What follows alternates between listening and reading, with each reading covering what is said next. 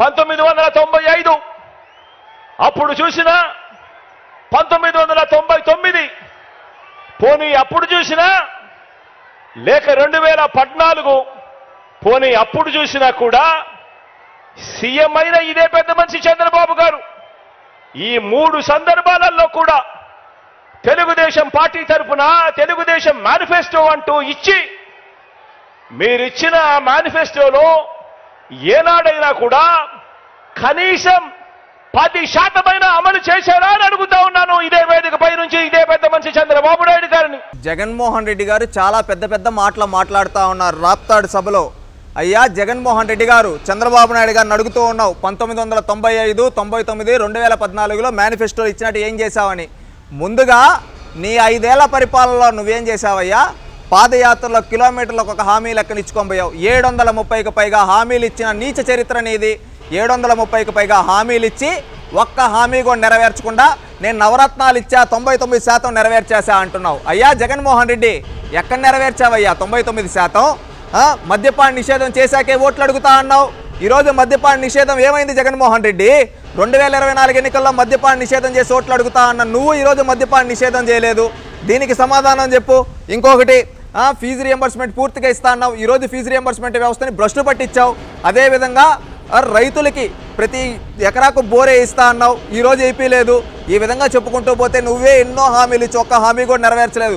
చంద్రబాబు నాయుడు గారి గురించి అడుగుతూ ఉన్నావు. 1995లో ఏం చేశాడు, 99లో ఏం చేశాడు, 2014లో ప్రతి రైతుకి డ్రిప్ ఇరిగేషన్ ఇచ్చాడు 90% సబ్సిడీతో చంద్రబాబు నాయుడు గారు. నువ్వు అది రద్దు చేశావు.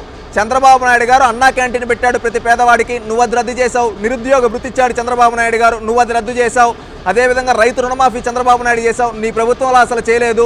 ఒకప్పుడు పసుపు కుంకుమ ఇచ్చి మహిళలను ఆదుకుంటే నీ ప్రభుత్వంలో మహిళలపైన భారాన్ని వేసి దగా చేశావు. ఇంకా చెప్పుకుంటూ పోతే లిస్టు చాంతాడంత వస్తుంది. చంద్రబాబు నాయుడు గారు చేసింది నువ్వు చేయలేనిది.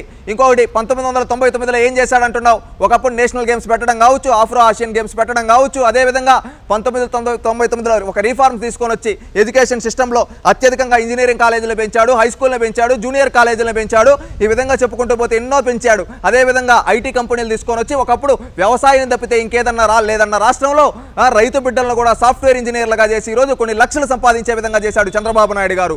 నువ్వు అంటూ ఉన్నావు ఏం చేశాడు చంద్రబాబు నాయుడు గారు అని చెప్పి 1990 నుంచి ఈరోజు నువ్వు చెప్తున్నావు కదా మహిళలకు ఇది చేస్తా అది చేస్తా. వాళ్ళు డ్వాకరాలో ఉన్నారు, డ్వాకరాలో ఉన్న వాళ్ళకి ఇది చేస్తాని. ఆ డ్వాకరా సిస్టమ్ ఎస్టాబ్లిష్ చేసింది చంద్రబాబు నాయుడు గారు.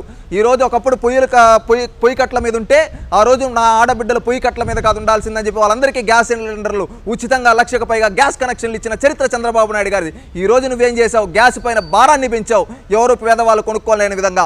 ఇంకా చెప్పుకుంటూ పోతే ఒక రైతు బజార్లు ఇంట్రడ్యూస్ చేసింది చంద్రబాబు నాయుడు గారు. అదేవిధంగా రైతుల కోసం అండగా నిలబడడానికి వాళ్ళకి సబ్సిడీ ధరలు ఇప్పించింది చంద్రబాబు నాయుడు గారు. అదేవిధంగా ఇండోర్ స్టేడియంలు కట్టించింది కావచ్చు, అవుట్డోర్ స్టేడియంలు కట్టించింది చంద్రబాబు నాయుడు గారు. ఈ విధంగా చెప్పుకుంటూ పోతే ఎన్నో కార్యక్రమాలు చంద్రబాబు నాయుడు గారు చేశారు.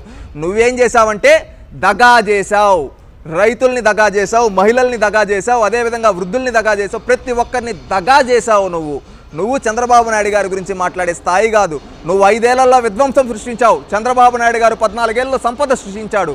అది నీకు చంద్రబాబు నాయుడు గారికి ఉన్న తేడా జగన్మోహన్ రెడ్డి. తెలుసుకో. హుందాతనంగా మాట్లాడడం నేర్చుకో, గౌరవంగా మాట్లాడడం నేర్చుకో. అబద్ధాలు మాట్లాడడం ఆపేయిక. అబద్ధాలు మాట్లాడద్దు, నిజాలు మాట్లాడడం నేర్చుకో. ఎందుకంటే నువ్వు నోరు తెరిస్తే అబద్ధం. ఇకనైనా అబద్ధాలు ఆపి మంచి మాట్లాడడం, నీతిగా మాట్లాడడం నేర్చుకోండి జగన్మోహన్ రెడ్డి గారు.